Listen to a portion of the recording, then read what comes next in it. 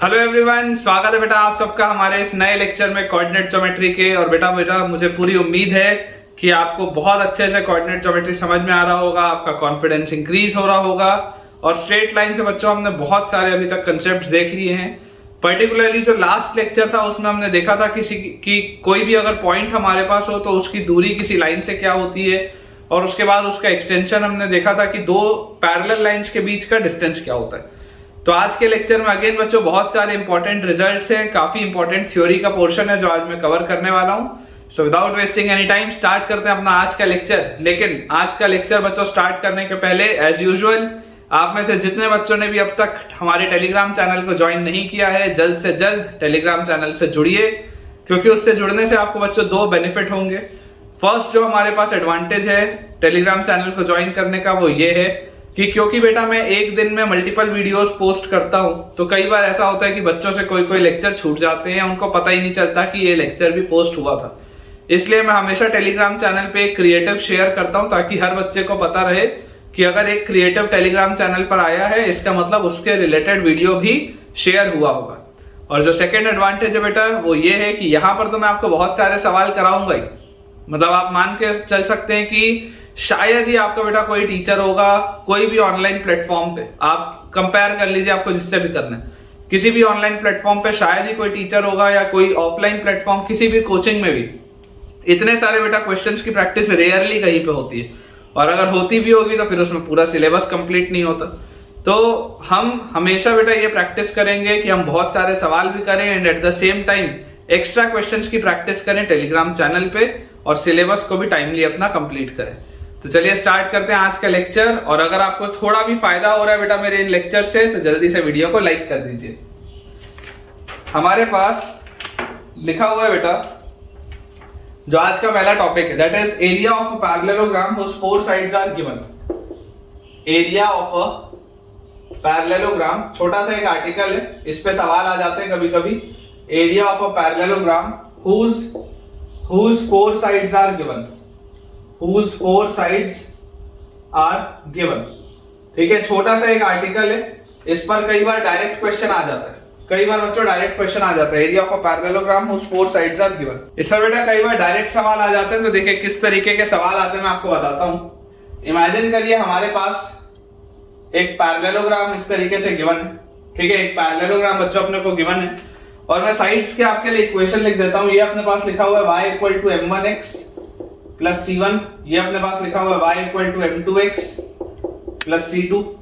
ठीक है, m2x नहीं आएगा, m1x ही आएगा, क्योंकि स्लोप तो सेम ही होगा पैरेलल लाइन से।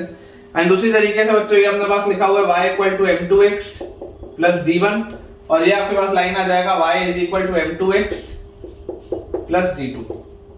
ठीक है, ये अपने पास बच्चों दो इक्वेशंस दी हुई हैं। m1 देखो स्लोप सेम है पैरेलल लाइन से, तो ये पैरेलल लाइन से तो इनका स्लोप सेम है और इंटरसेप्ट सिर्फ अलग अलग है। वैसे ये वाली भी देखो, ये जो पैरेलल लाइंस दी हुई हैं, तो इन पैरेलल लाइंस में भी हमारे पास क्या है, इन पैरेलल लाइंस में भी देखो स्लोप सेम है और जो आपका y इंटरसेप्ट है वो डिफरेंट है। ठीक है, तो ये अपने पास बच्चों इक्वेशन ऑफ लाइन दी हुई है, और आपसे बोला जा रहा है कि इस ऐसे वाले पैरेललोग्राम का एरिया क्या होगा। तो ऐसे वाले पैरेललोग्राम का बच्चों जो एरिया होता है वो होता है mod of c1 minus c2 into d1 minus d2 upon m1 minus m2। ये अपने पास बच्चों रिजल्ट होता है, mod of c1 minus c2 into d1 minus d2 upon m1 minus m2। अब हमको थोड़ा सा जो है वो दिमाग लगाना है कि आखिर ये रिजल्ट आया कहां से। तो यार मैं आपको बेटा ये बोलता हूं कि आप ऐसे समझो कि if this is side A and this is side B, तो ये जो होगा ये आप मान लो परपेंडिकुलर P1, इसको आप परपेंडिकुलर P1 मान सकते हैं, करेक्ट।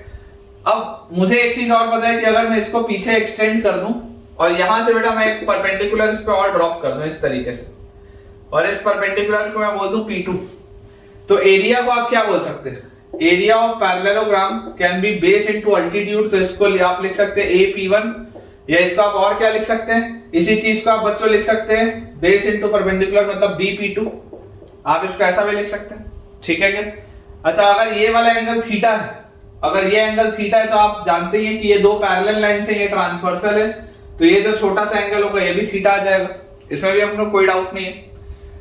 तो यार मुझे यहां से क्या पता है, यहां से बच्चों मुझे पता है कि एरिया को मैं लिख सकता हूं देखो ए जो है, ए को आप क्या लिख सकते हो, तो यहां से अगर आप देखोगे इस ट्राइंगल में, तो इस ट्राइंगल में बच्चों आपको दिखाई दे रहा होगा sine theta is P2 by A।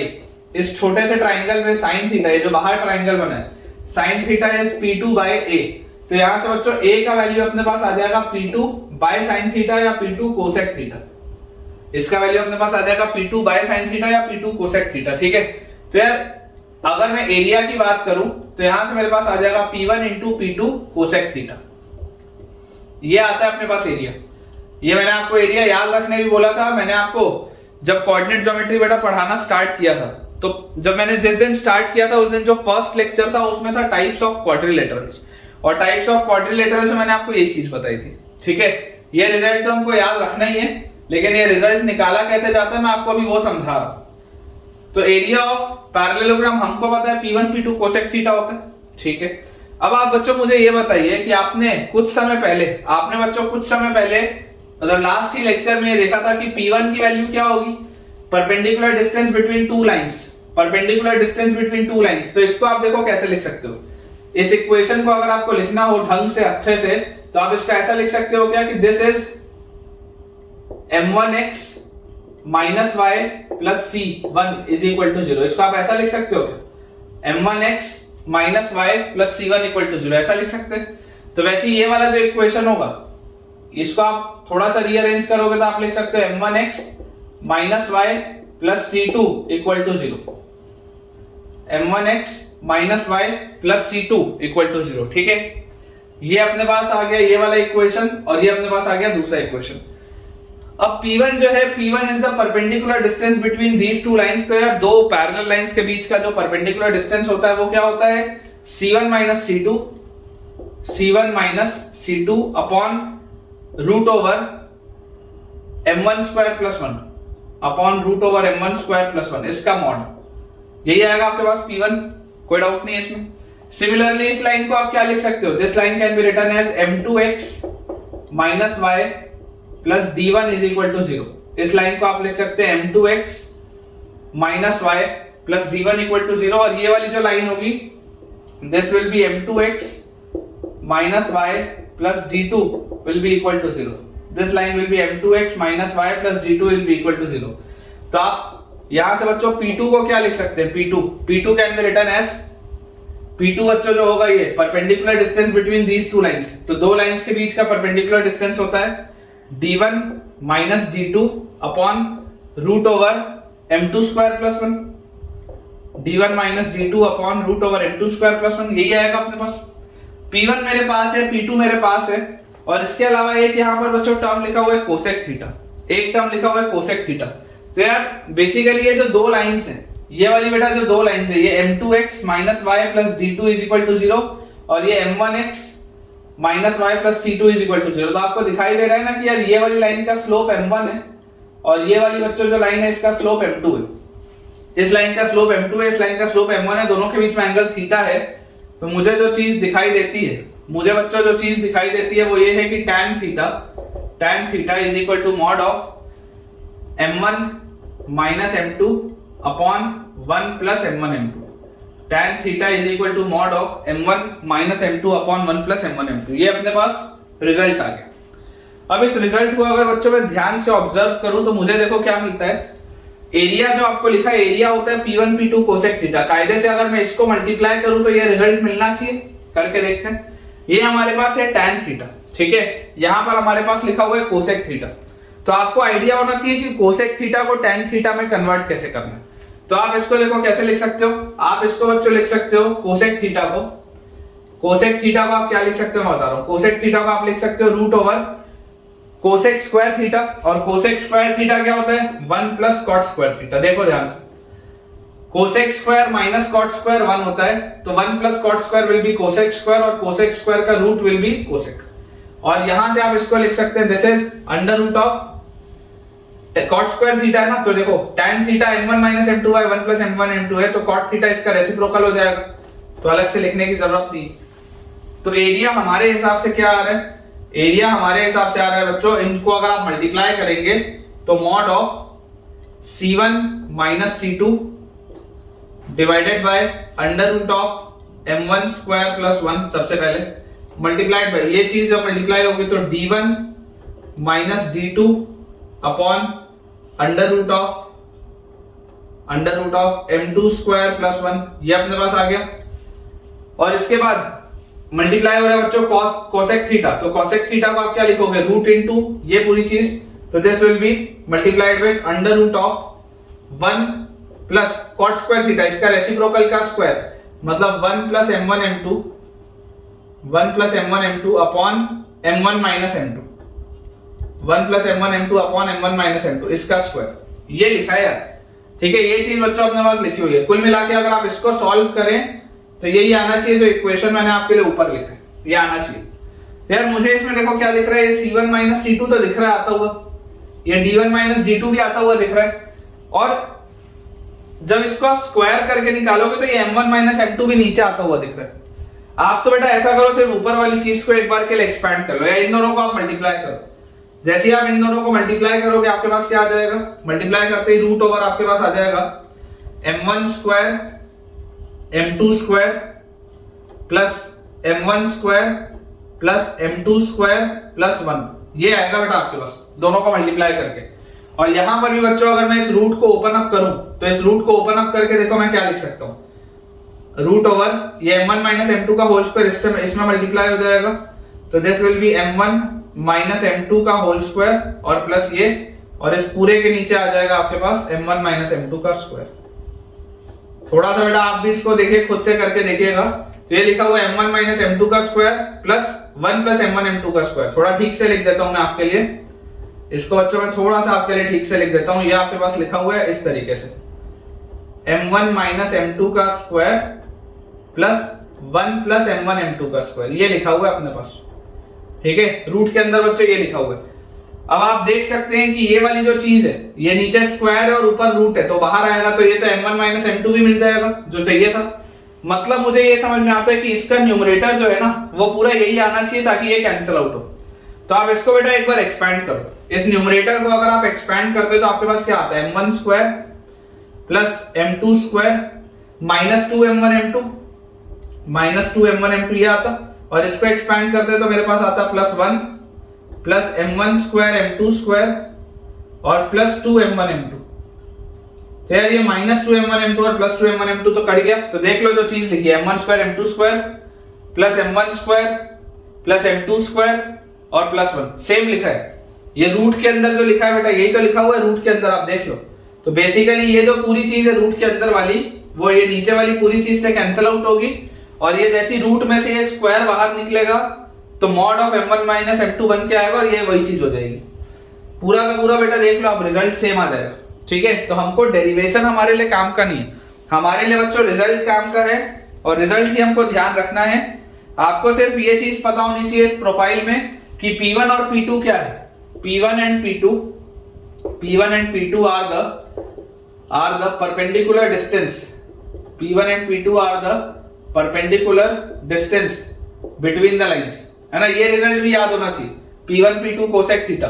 तो P1 and P2 are the perpendicular distance between the pair of parallel lines, between the pair of parallel lines। ठीक है, between the pair of parallel lines ये आपके पास दिया हुआ है P1 and P2। और theta क्या है, theta is the angle enclosed between the adjacent sides. तो theta is the angle between adjacent sides, theta is the angle between adjacent sides. एक बार बेटा मैं रीड कर देता हूं मेरे पास जो चीजें लिखी हैं। तो जो एरिया अपने को निकालना था अपने पास आ चुका है, और यही पूरी चीज P1 P2 कोसेक थीटा के बराबर भी होती है। ये दो रिजल्ट्स आपके लिए बच्चों बहुत काम के, देखो मैंने दोनों में स्टार लगाया हुआ है। P1 P2 आपको पता होना चाहिए परपेंडिकुलर डिस्टेंस होता है between the pair of parallel lines, और थीटा जो होता है वो एडजेसेंट साइड्स के बीच का एंगल होता है। ये बात की हमको जानकारी होनी चाहिए। और ओवरऑल बच्चों जो रिजल्ट जिस तरीके से निकालना है मैंने आपको तरीका समझा दिया है, मैंने आपके लिए इसको डिराइव भी कर दिया है, लेकिन हमको इसका डेरिवेशन याद नहीं रखना है। हमको बस ये चीज पता होनी चाहिए, ये चीज मैंने आपको लास्ट लेक्चर में सिखा दिया था, हमको सिर्फ ये पता होना चाहिए और इससे हमारा आंसर तुरंत आएगा।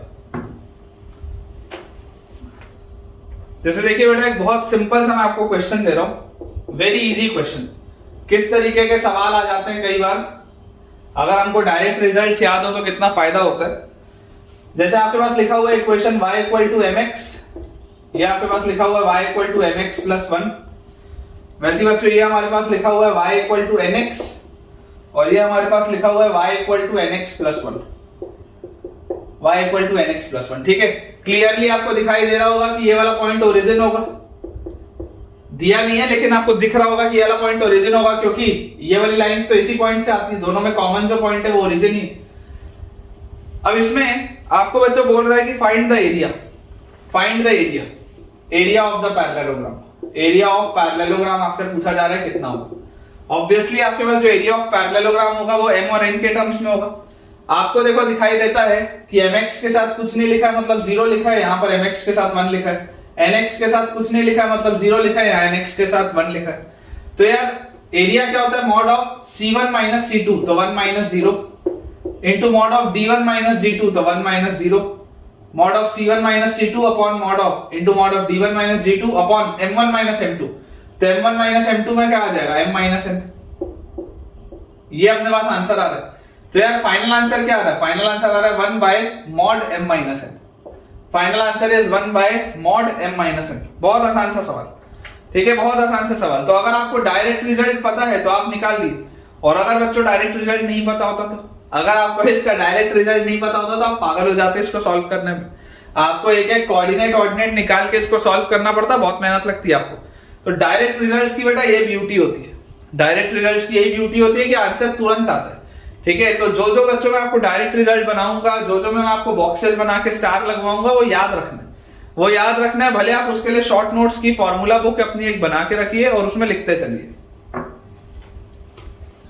सिमिलरली बच्चों अगला अपने पास एक क्वेश्चन और लिखा है कि आपके पास एक पैरेललोग्राम बना है, ठीक है, और इस पैरेललोग्राम की बेटा मैं साइड्स लिख दे रहा हूं। This is 4y minus 3x minus 21 is equal to 0, फिर 4y minus 3x minus 7 is equal to 0।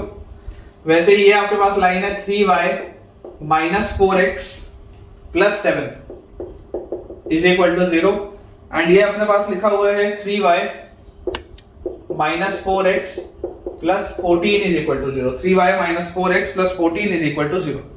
Again आपको बच्चों एरिया ऑफ पैरेललोग्राम बताना है, एरिया ऑफ पैरेललोग्राम। अब अगर मुझे एरिया ऑफ पैरेललोग्राम बताना है बेटा, तो आपको एक बात पता होनी चाहिए कि एरिया क्या होता है। एरिया ऑफ पैरेललोग्राम होता है c1 minus c2 multiplied with d1 minus d2 divided by m1 minus m2। Result तो यही होता है, ठीक है, ये अपने पास रिजल्ट होता है। इसमें बेटा एक बहुत कॉमन मिस्टेक होता है बच्चों से।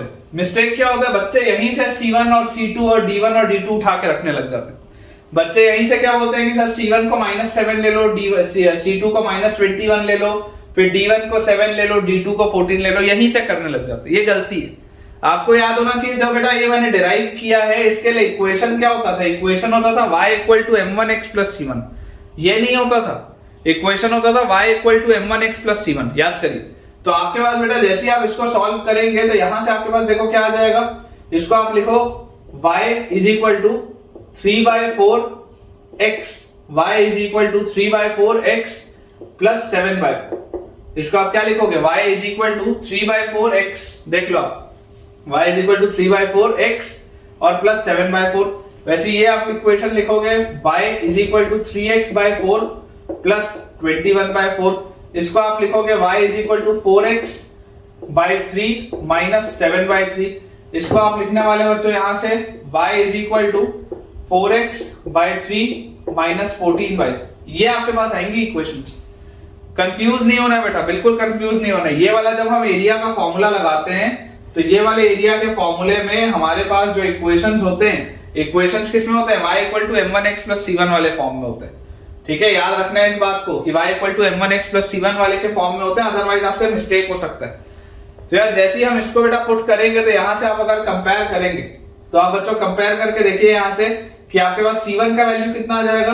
तो c1 का वैल्यू यहां से आपके पास आ जाएगा 7/4, या डायरेक्टली पुट कर देते हैं 7/4 माइनस 21/4, तो 21/4 minus 7/4 multiplied by d1 minus d2 is minus 14/3 और माइनस 7/3, तो माइनस 7/3 और plus 14/3 and upon m1 minus m2, तो दोनों के बच्चों स्लोप्स का डिफरेंस क्या है 4/3 माइनस 3/4।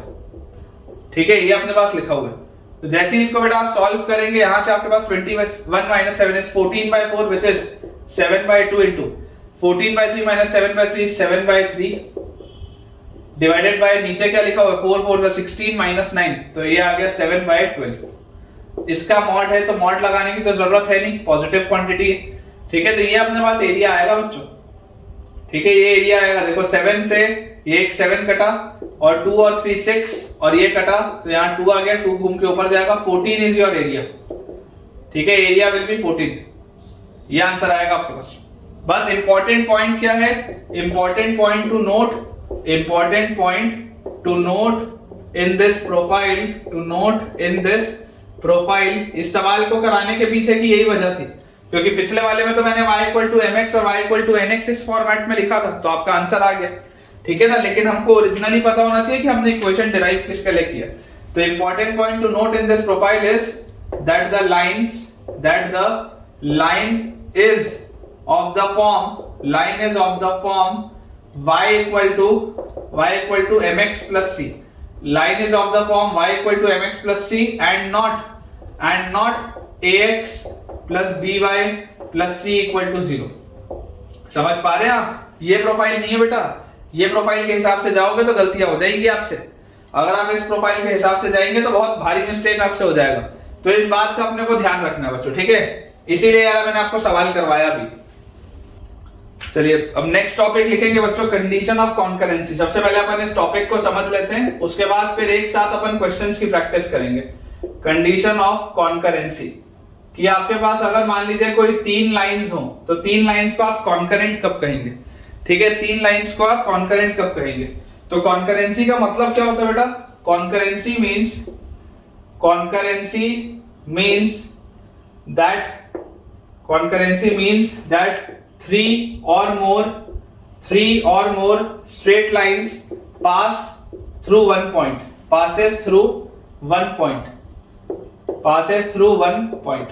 कॉन्करेंसी का मतलब क्या होता है? कॉन्करेंसी का मतलब होता है 3 या 3 से ज्यादा स्ट्रेट लाइंस किसी एक पॉइंट से पास करें। 3 या 3 से ज्यादा स्ट्रेट लाइंस किसी एक पॉइंट से पास करें, इसको आप कॉन्करेंसी बोलते हैं। मतलब कि आप इमेजिन करिए बच्चों, इस तरीके की आपके पास कोई प्रोफाइल आ जाए, इस तरीके की बच्चों अगर आपके पास कोई प्रोफाइल आ जाए कि देख लीजिए ये 3 लाइंस या ये 3 से ज्यादा लाइंस सेम पॉइंट से पास हो रही है। ये बच्चों 3 या 3 से ज्यादा लाइंस अगर सेम पॉइंट से पास हो रही हैं, तो this will be called concurrent lines. ठीक है, इन्हें आप कॉन्करेंट लाइंस कहेंगे। तो स्टेटमेंट के बाद बेटा मैं अगर आपको लिखा दूं कि इफ द लाइंस कंडीशन क्या होती है मैं आपको बता देता हूं। If the lines a1x plus b1y plus c1 = 0, a2x plus b2y plus c2 = 0, a3x plus b3y plus c3 = 0। If the lines a1x plus b1y plus c1 = 0, a2x plus b2y plus c2 = 0 and a3x plus b3y plus c3 = 0 are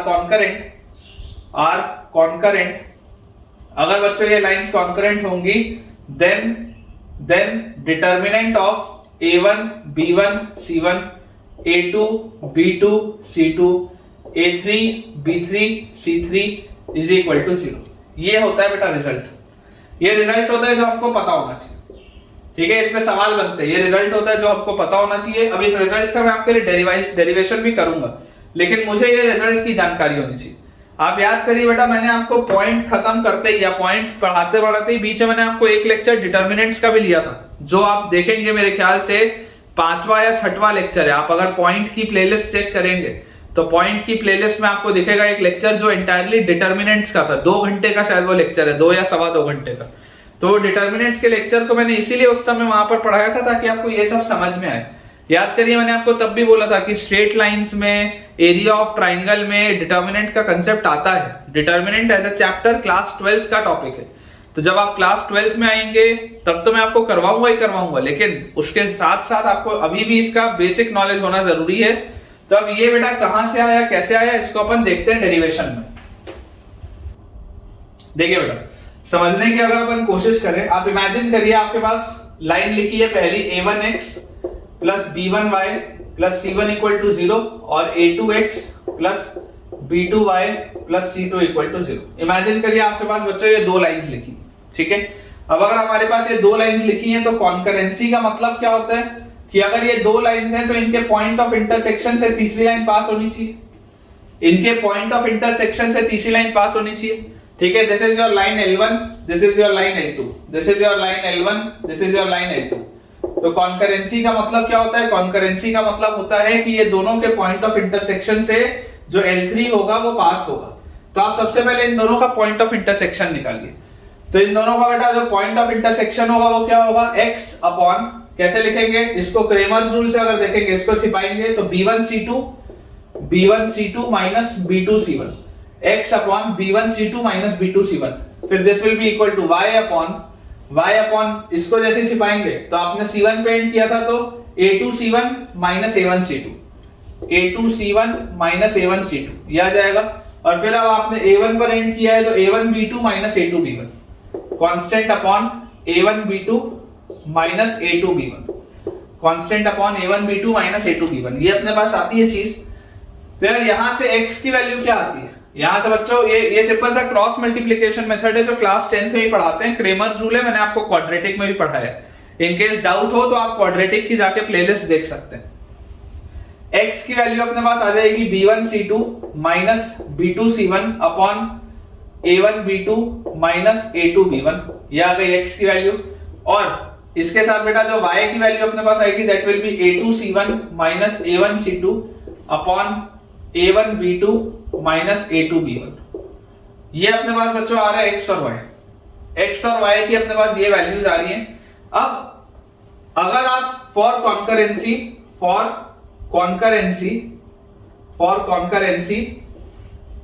x, y must satisfy, for concurrency x, y must satisfy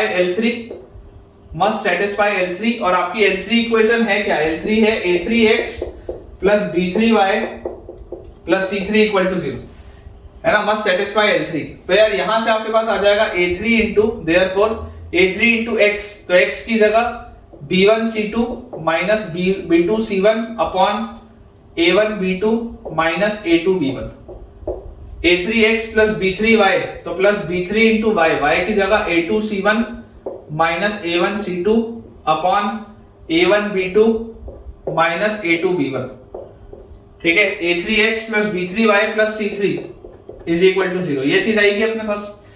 तो यार यहां से आप थोड़ा सा अगर इसको cross multiply करके देखेंगे तो a3 multiplied by b1c2 minus b2c1 plus b3 multiplied by a2c1 minus a1c2 और प्लस एलसीएम ले लेंगे तो c3 multiplied by a1b2 minus a2b1, this will be equal to 0। देख लो, ये आपके पास बच्चों कंडीशन आती है, ये आपके पास कंडीशन आती है।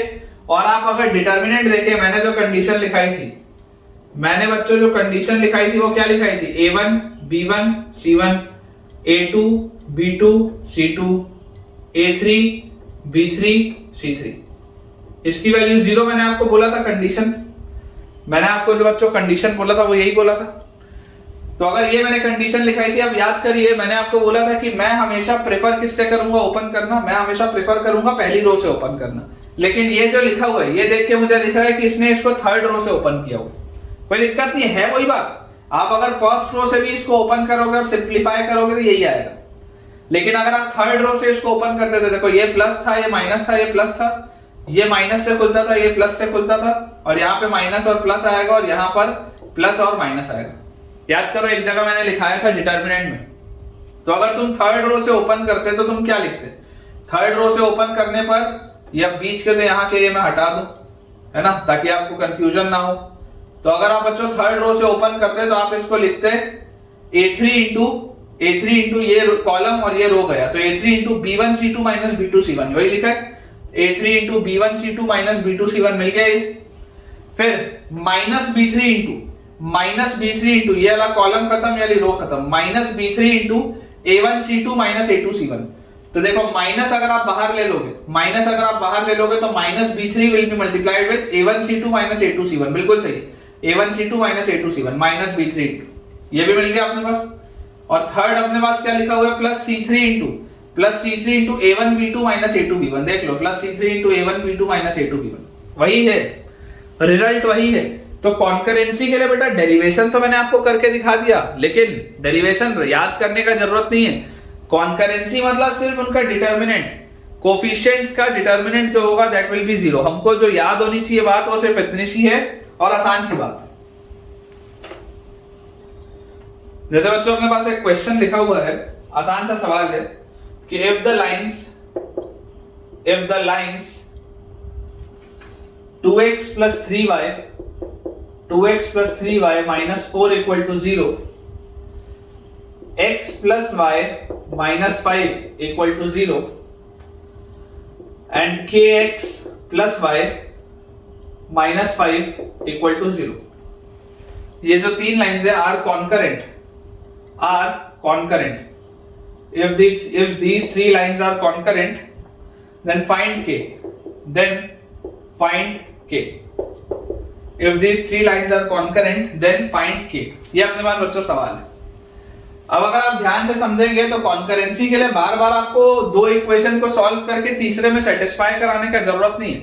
ऑफ कोर्स आप इसको ऐसा कर सकते हैं कि आप ये दोनों इक्वेशन सॉल्व करिए और एक्स वाई जो आएगा तीसरे में सेटिस्फाई करा दीजिए, आंसर आ जाएगा।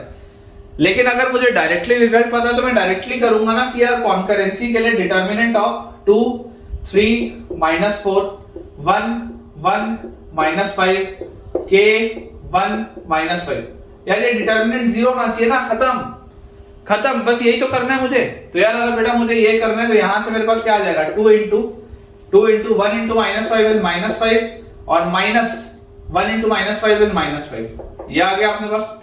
2 into 1 into minus 5 minus 1 into minus 5, ठीक है। minus 3 into 1 into minus 5 is minus 5 और minus k into minus 5 is minus 5k, तो plus 5k हो जाएगा। और उसके बाद 1 into minus 5 minus k into minus 5 मतलब plus 5k, ठीक है। और minus 4 into 1 minus k, 1 minus k, this is equal to 0। यार यहां से अपने पास क्या आ गया, ये -5 और ये +5, ये तो 0। यहां से अपने पास -3 मल्टीप्लाई करेंगे तो 5 मतलब 15 minus 15k, 15 minus 15k और -4 plus 4k, this is equal to 0। तो अपने पास बच्चों यहां से आ गया -11k, उधर जाएगा तो +11k और 15 minus 4 is 11। तो यार k की वैल्यू तो 1 आ रही है, चेक कर लो बेटा, k की वैल्यू 1 आ रही है, बिल्कुल सही। तो डायरेक्टली जब सॉल्व होता हो तो यार फिर अलग से क्यों ही आप सॉल्व करके इसको करोगे। बेटा नोट डाल के एक चीज लिखेंगे, बहुत आसान सा पॉइंट है, नोट डाल के आप लिख सकते हैं इसको कि if the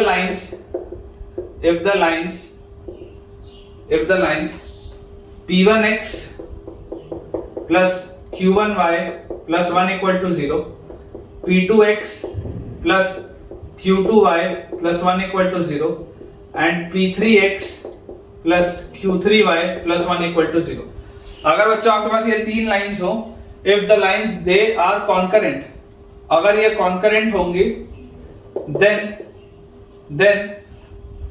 p1 q1 then p1 q1 उसके बाद p2 q2 and p3 q3 are collinear. ये जो पॉइंट्स होंगे बच्चों, ये जो कोऑर्डिनेट्स होंगे कोलिनियर होंगे। बहुत आसान सी बात है, क्योंकि देखिए जैसे ही अगर आप बोलेंगे कि इसको कॉन्करेंट है, अगर आप इसको कॉन्करेंट बोलेंगे तो आप बोल देंगे determinant of p1 q1 1, p2 q2 1, p3 q3 1, इसका डिटर्मिनेंट 0 होगा। इसका जो डिटर्मिनेंट होगा वो क्या होगा, इसका डिटर्मिनेंट हमारे पास 0 आएगा। तो अगर बच्चों इसका डिटर्मिनेंट हमारे पास 0 आ रहा है तो यहां से आप क्लियरली देख सकते हैं this is also the condition of ये जो मैंने लिखा है this is condition of concurrency, लेकिन कंडीशन ऑफ कॉन्करेंसी लगाने के बाद जो रिजल्ट आया, कंडीशन ऑफ कॉन्करेंसी बच्चों लगाने के बाद जो रिजल्ट आया this is also the condition of collinearity of P1 Q1 फिर P2 Q2 and P3 Q3 and P3Q। ये अपने पास बच्चों पूरी चीज होगी, देख लो आप ध्यान से। बेसिकली अगर 3 पॉइंट्स कोलिनियर होते हैं तो एरिया ऑफ ट्राइंगल 0 होता है, यही को लिखा हुआ एरिया ऑफ ट्राइंगल का ही तो फॉर्मूला है ये। बेसिकली आप जो डिटर्मिनेंट 0 करते थे आप यही तो करते थे, ठीक है। तो ये एक इंपॉर्टेंट चीज है जो हमको पता होनी चाहिए। इस तरीके का अगर कभी भी असर्शन रीजन में आपके पास स्टेटमेंट में सवाल आ जाए या मान लो 4 ऑप्शन में सवाल आ जाए तो ये चीज अपने को पता होनी चाहिए। नेक्स्ट बच्चों अपने पास जो सवाल लिखा हुआ है, मेरे को ऐसा लगता है शायद ये सवाल बेटा मैंने ना जब आपको डिटर्मिनेंट वाला लेक्चर पढ़ाया था उसमें शायद मैंने होमवर्क में ये सवाल दिया था। देखो मैं लिख देता हूं दोबारा। If A is not equal to P, B is not equal to Q and C is not equal to R. If A is not equal to P, B is not equal to Q and C is not equal to R, and the lines PX plus BY plus C equal to 0, AX plus QY plus C equal to 0, और third line है AX plus BY plus R is equal to 0, AX plus BY plus R equal to 0 are concurrent, ठीक है। if A is not equal to BA and the lines are concurrent, evaluate आपको अच्छा value बतानी है। evaluate P by P minus A plus Q by Q minus B plus R by R minus C, इसकी value आपको बच्चों बतानी, ठीक है। P by P minus A plus Q by Q minus B plus R by R minus C, आपको इसकी बच्चों value बतानी है। देखिए अगर कॉन्करेंट है तो इसका मतलब क्या है, इसका मतलब यह है कि determinant of P B C A Q C A B R, इसका डिटर्मिनेंट 0 होना चाहिए। P B C A Q C A B R, इसका डिटर्मिनेंट 0 आना चाहिए। अब अगर बेटा इसका आपके पास डिटर्मिनेंट 0 आना चाहिए, देन इसको अगर मैं थोड़ा सा देखो सिंप्लीफाई कर लूं, या अगर हम प्रॉपर्टी लगा लें कि R1 goes to R1 minus R2 and R2 goes to R2 minus R3, तो हमारे पास क्या आ जाएगा, R1 minus R2 आप करेंगे तो P minus A, फिर B minus Q और फिर 0, फिर R2 minus R3 करेंगे तो 0, फिर उसके बाद Q minus B और उसके बाद C minus R, और R3 आप सेम रख रहे हैं A B and R। इसकी वैल्यू बच्चों अपने पास 0 आनी चाहिए। अगर हम इसको सिंप्लीफाई करें तो हमारे पास आ जाएगा P minus A multiplied with bracket के अंदर हम क्या लिखेंगे, ब्रैकेट के अंदर Q minus B into R, तो R into Q minus B into C minus R, ये आ गया पहले ब्रैकेट के अंदर। फिर माइनस B minus Q, तो B minus Q के साथ आप जैसे जाओगे तो 0 into R खत्म, minus A into C minus R, तो ये प्लस हो जाएगा और यहां पर आपके पास आ जाएगा A into C minus R, this is equal to 0, है ना। 0 के साथ तो करने का कोई मतलब नहीं है, 0 ही आएगा।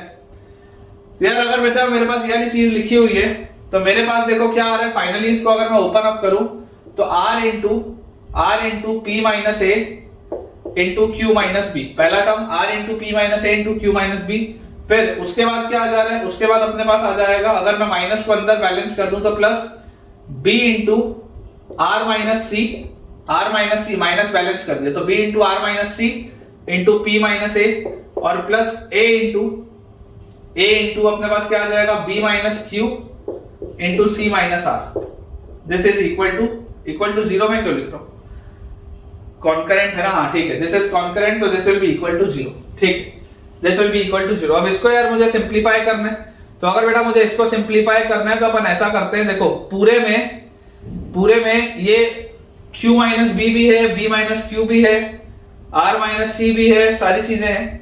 अपन ऐसा करते हैं बेटा, इसको अपन डिवाइड कर देते हैं, divide by P minus A into Q minus B into R minus C, आप पूरे को इससे डिवाइड कर दो, P minus A into Q minus B into R minus C, आप इससे इसको डिवाइड करो।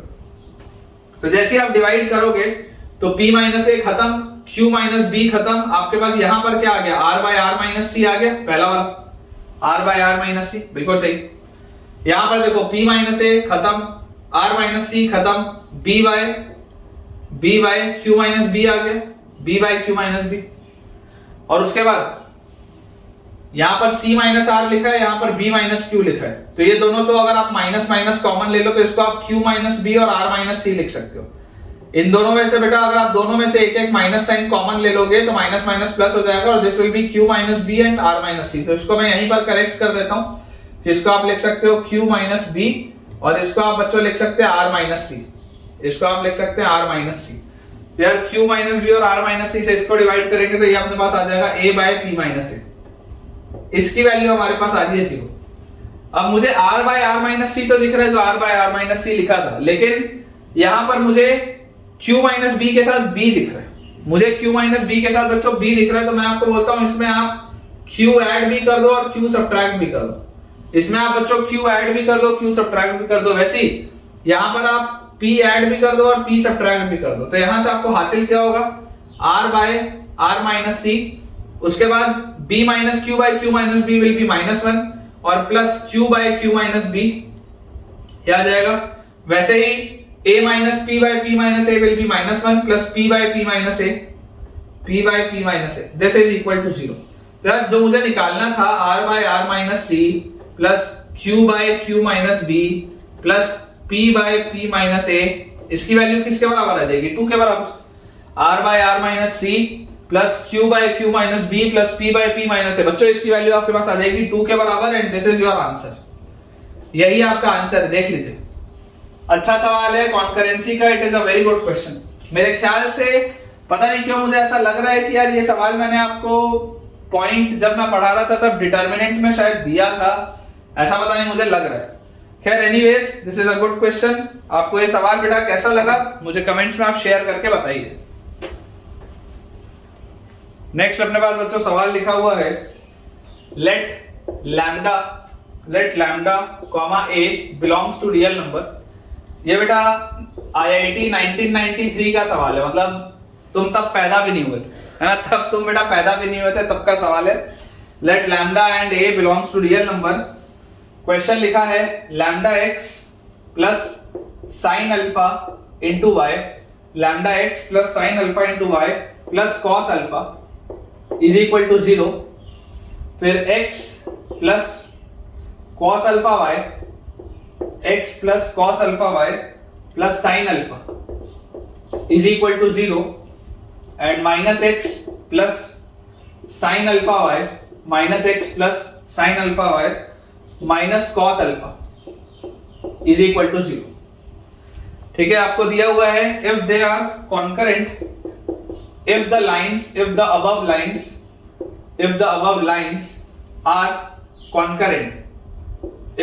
lines are concurrent, then find the set of values of lambda, find the set of values of lambda, find the set of values of lambda. Also if lambda equal to 1, find all the values of alpha, find all the values of alpha. Also if lambda equal to 1, find all the values of alpha, find all the values of alpha। ये बच्चों अपने पास सवाल है। अब देखिए आप बच्चों क्या चीज जानते हैं, आप ये बात जानते हैं कि अगर लाइंस कॉन्करेंट होंगी, अगर बेटा लाइंस कॉन्करेंट होंगी तो उनका डिटरमिनेंट क्या होना चाहिए, 0 होना चाहिए। उनके कोफिशिएंट्स का तो x के सामने है लैम्डा, यहाँ है आपके पास साइन अल्फा और उसके बाद है आपके पास कॉस अल्फा, फिर है 1, उसके बाद लिखा है कॉस अल्फा एंड लिखा हुआ है साइन अल्फा एंड लास्ट में लिखा हुआ है -1, फिर है साइन अल्फा एंड उसके बाद लिखा है माइनस कॉस अल्फा। ठीक है, आप चाहें तो इसमें प्रॉपर्टी लगाएं, चाहें तो आप इसको डायरेक्टली सॉल्व करें, आपकी बेटा विश के ऊपर है। ठीक है, मैं आपको बोलता हूं डायरेक्टली अगर इसको ओपन अप कर दे तो आपके पास आ जाएगा lambda into cos into minus cos is minus cos square alpha और minus sine into sine is minus sine square alpha. ये आ गया अपने पास लैम्डा के साथ। फिर माइनस साइन अल्फा इंटू ये आ जाएगा क्या, माइनस कॉस अल्फा और माइनस ऑफ माइनस तो प्लस साइन अल्फा। देखो minus sign alpha into minus cos alpha plus sine alpha, minus cos alpha plus sine alpha, ये आ जाएगा अपने पास। और उसके बाद बेटा अपने पास लिखा हुआ है यहां से, इसके बाद अगर आप देखेंगे तो प्लस कॉस अल्फा इंटू, तो plus cos alpha multiplied by, ये अपने पास आ जाएगा साइन अल्फा और plus cos alpha, this will B sine alpha plus cos alpha, इसकी वैल्यू 0 के बराबर है। तो यार ये लिखा है लैम्डा इंटू माइनस, अगर कॉमन लोगे तो sine square plus cos square 1, उसके बाद minus sine into minus cos is plus sine alpha cos alpha, plus sine alpha cos alpha आ गया, उसके बाद माइनस साइन स्क्वायर अल्फा, ये आ गया माइनस साइन स्क्वायर अल्फा, उसके बाद यहां आ गया plus sine alpha cos alpha, एक और plus sine alpha cos alpha, और उसके बाद प्लस क्या आ गया cos square alpha plus cos square alpha, this is equal to 0। यार ये आ गया माइनस लैम्डा, फिर plus sine alpha cos alpha, sine alpha cos alpha is 2 sine alpha cos alpha, ये होता है साइन 2 अल्फा, ये वाला और ये वाला अगर जोड़ोगे तो 2 साइन अल्फा कॉस अल्फा आएगा विच इज साइन 2 अल्फा, और cos square minus sine square is cos 2 alpha, this is equal to 0। मतलब कि यार आपके पास लैम्डा की वैल्यू क्या आ रही है, lambda comes out to be sin 2 alpha plus cos 2 alpha, ये आ रहा है आपके पास लैम्डा, देख लो आप, lambda comes out to be sin 2 alpha plus cos 2 alpha. तो क्या बोला जा रहा है, find the set of values of lambda. तो अगर lambda sin 2 alpha plus cos 2 alpha है तो आप बोल सकते हैं कि लैम्डा का वेरिएशन चलेगा -√2 से लेकर √2 तक। तो ये तो आ गया आपके पास आंसर पहले पार्ट का, कि लैम्डा का वेरिएशन कहां से कहां चलेगा, तो -√2 से लेकर √2 तक चलेगा, बिल्कुल सही है बेटा, ठीक है। अब उसके बाद लैम्डा की वैल्यू अगर 1 है तो ऑल्सो ये एक हिस्से का आंसर आ गया, ऑल्सो अगर लैम्डा 1 है मतलब sin 2 alpha plus cos 2 alpha की वैल्यू 1 है, तो इसको आप क्या लिख सकते हैं, सिंगल कोसाइन में अगर आप बदलें तो सिंगल कोसाइन में बदलने के लिए आप इसको ऐसा लिख सकते हैं, दोनों साइड √2 से डिवाइड करें तो 1/√2 sin 2 alpha plus 1/√2 cos 2 alpha is equal to 1/√2। तो क्लियरली यार मुझे इसमें एक बात समझ में आती है कि इसको मैं लिख सकता हूं cos A cos B plus sin A sin B। तो cos A cos B plus sin A sin B होता है cos of A minus B, तो cos of A minus B ये आएगा अपने पास, and this is equal to 1/√2 is cos π/4। अब cos theta is equal to cos alpha या cos theta is equal to cos phi, ये क्या होता है, व्हेन थीटा मतलब 2 alpha minus π/4 theta is equal to 2n pi plus minus alpha मतलब π/4, ये आएगा बेटा आपके पास। cos theta is equal to अगर cos अल्फा होता है, अगर बच्चों cos theta is equal to cos alpha होता है तो theta is equal to 2n pi plus minus alpha होता है। तो यार यहां से अगर मैं इसमें आगे बढ़ूं तो मेरे पास अब आ जाएगा, अगर मैं प्लस के साथ जाऊं, प्लस के साथ अगर बेटा मैं आगे बढ़ूंगा तो अपने पास आएगा 2 alpha minus π/4 is equal to, plus के साथ आगे जाएंगे तो 2n पाई प्लस π/4 ये आएगा अपने पास। तो यहां से अपने पास आ गया 2 alpha is equal to 2n pi और प्लस π/2, ठीक है। तो अल्फा की वैल्यू यहां से आ जाएगी n पाई प्लस π/4, ये आ गया एक आंसर, ये आपके पास आ गया एक आंसर, स्टार लगा देते हैं। और अगर आप बच्चों माइनस के साथ आगे बढ़ते हैं, माइनस के साथ, तो माइनस के साथ आगे बढ़ने पे आपके पास आता है 2 alpha minus π/4 is equal to 2 alpha minus π/4 is equal to 2n pi minus π/4 ये आता। तो यार माइनस π/4 से माइनस π/4 गया, 2 से ये 2 गया, अल्फा की वैल्यू आ जाती बच्चों n पाई, अल्फा की वैल्यू आपके पास आ जाती है n पाई, इस पे भी स्टार लगा देते हैं, बॉक्स बना देते हैं। तो फाइनल अपने पास जो आंसर आ रहा है सेकंड पार्ट का, फर्स्ट पार्ट का तो आंसर बिल्कुल सही था, -√2 क्लोज से √2 क्लोज तक था, क्योंकि आपको पता है a sin theta plus b cos theta, a sin theta plus b cos theta का जो बेटा रेंज होता है वो चलता है -√a² प्लस b² से लेकर +√a² प्लस b² तक। ये बात आपने ट्रिग्नोमेट्री में बहुत बार पढ़ा है। और जो सेकंड पार्ट है बेटा उसका आंसर आ जाएगा alpha is equal to n pi plus π/4, बिल्कुल सही है। और जो सेकंड आंसर आ जाएगा that is alpha is equal to n pi, बिल्कुल करेक्ट है बेटा। अपन ने जो सॉल्व किया है JEE 93 का सवाल बिल्कुल सही। तो अगर आपको थोड़ा भी फायदा हो रहा है तो बेटा इस तरीके से, इसी डेडिकेशन के साथ, अगर आप ये वीडियोस देख रहे हैं इसी डेडिकेशन के साथ आप सारे वीडियोस चेक करिए, सारे वीडियोस आप देखिए, आप 100% कुछ ना कुछ सीखेंगे। नेक्स्ट अपने पास बच्चों सवाल लिखा है, if cos square a into x plus cos a into y plus 1 equal to 0, फिर अगला इक्वेशन है cos square b into x plus cos b into y plus 1 equal to 0 and last equation है cos square c into x plus cos c into y plus 1 equal to 0। ये अपने पास बच्चों तीन equation दिए हुए हैं। Are concurrent if they are concurrent where ABC are the angles of a triangle where ABC are the angles of a triangle जहां पर ABC क्या है बच्चों, ABC है angles of a triangle। prove that triangle ABC is isosceles। Prove that triangle ABC is isosceles। ये बच्चों अपने पास सवाल लिखा है कि अगर ये कॉन्करेंट है, तीन आपके पास लाइंस लिखी हैं, तो कॉन्करेंसी की कंडीशन हम सबसे पहले लगाएंगे। Determinant of coefficients will be 0, मतलब कि cos square a into cos a into 1, फिर cos square b into cos b into 1 and last में cos square c into cos c into 1। This will be equal to 0। अब यार मुझे ऐसा याद आता है, देखो तुमको तो याद नहीं होगा, है ना, तुमको बेटा याद नहीं होगा, लेकिन अब याद करो, मैंने आपको एक प्रॉपर्टी लिखाई थी 1a square 1b b square 1c c square. अगर इसकी वैल्यू 0 है तो इसको अगर आप फैक्टराइज करें तो आप इसको लिख सकते हैं a minus b b minus c and c minus a। 0 तो मत बोलो, इसको आप फैक्टराइज करके ये लिख सकते हो। क्यों आप ये लिख सकते हो? क्योंकि देखो जैसे ही आप a की जगह b लिखोगे, जैसे ही आप a की जगह b लिखोगे तो ये दो रोज इक्वल हो जाएंगी, मतलब a equal to b will be a solution. जैसे ही आप b की जगह c लिखोगे तो ये दो रोज सेम हो जाएंगी, तो ये पूरा 0 हो जाएगा, मतलब b equal to c will be a solution. और जैसे आप c की जगह a लिखोगे तब भी ये पूरा का पूरा 0 हो जाएगा, तब c minus a will B एक सॉल्यूशन होगा। तो इसको इस तरीके से आप लिख सकते हैं। तो बच्चों देखिए, इसी लॉजिक से जो मैंने अभी आपको बताया, ये जो पूरी चीज है सेम फॉर्मेट में लिखी है, तो ये सॉल्व होके आएगी cos a minus cos b, क्योंकि आप जैसे ही cos a की जगह cos b लिखेंगे तो ये दो रो सेम हो जाएगी, 0 हो जाएगा, मतलब cos a minus cos b, cos a और cos b इसका एक रूट होंगे। वैसे ही cos b minus cos c, क्योंकि अगर आप cos b की जगह cos c लिखेंगे तब भी ये पूरा का पूरा सेटिस्फाई हो जाएगा।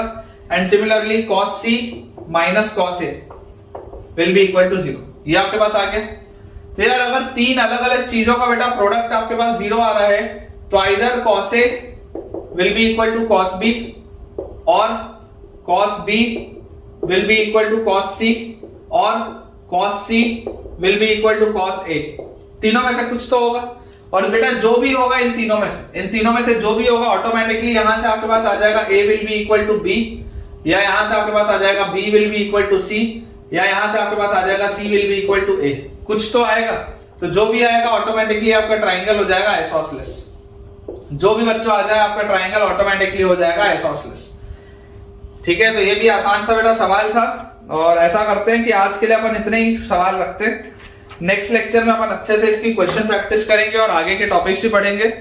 तो ठीक है बच्चों, विद दिस हमारा आज का लेक्चर कंप्लीट होता है। आज हमने कॉन्करेंसी की कंडीशन देखी, उसका डेरिवेशन देखा, और साथ ही साथ एरिया ऑफ पैरेललोग्राम डायरेक्टली आप कैसे निकाल सकते हैं यूजिंग द इक्वेशंस, ये भी हमने आज पढ़ा।